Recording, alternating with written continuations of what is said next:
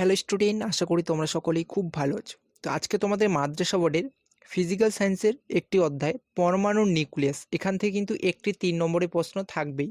তো এই অধ্যায়টি থেকে আজকে আলোচনা করব গুরুত্বপূর্ণ প্রশ্নগুলি, যেগুলি তোমাদের পড়তেই হবে। অবশ্যই শুরু থেকে শেষ পর্যন্ত দেখবে।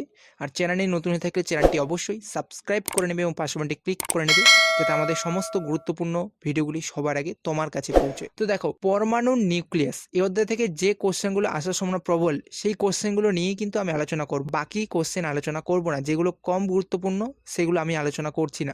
যেগুলো পড়তেই হবে, বাদ দেওয়ার মতো না, সেই প্রশ্নগুলো নিয়েই আলোচনা করব। 1 নম্বর কোশ্চেন তোমরা খুবই গুরুত্বপূর্ণ দিয়ে করবে এই অধ্যায় থেকে, তেজস্ক্রিয়তা কাকে বলে, এর একটি ব্যবহার। নেক্সট করবে পরমাণুর নিউক্লিয়াসে ইলেকট্রন না থাকা সত্ত্বেও নিউক্লিয়াস থেকে বিটা কণা নির্গত হয় কিভাবে। গামা রশ্মির ভর কত, গামা রশ্মির ভর কত।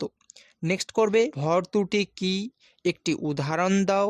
E=mc² সূত্র, সি এর মান কত। নেক্সট করবে নিউক্লিয় বন্ধন শক্তি কাকে বলে। কোনো তেজস্ক্রিয় পরমাণুর নিউক্লিয়াস থেকে একটি বিটা কণা নির্গত হলে পরমাণুটির পারমাণবিক সংখ্যার কিরূপ পরিবর্তন হবে বা হয়।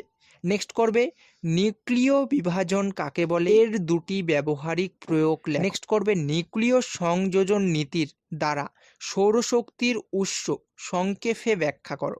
নেক্সট করবে নিউক্লিয় সংযোজন কি। তো এই 7টি কোশ্চেন কিন্তু অবশ্যই প্র্যাকটিস করবে পরমাণুর নিউক্লিয়াস থেকে। যদি কোশ্চেন আসে এই অধ্যায়ের ওপরে, তাহলে কিন্তু এই 7টা কোশ্চেনের ওপরেই আসবে। তো দেখা হচ্ছে কোনো নেক্সট ভিডিওতে। সবাই ভালো থেকো, সুস্থ থেকো।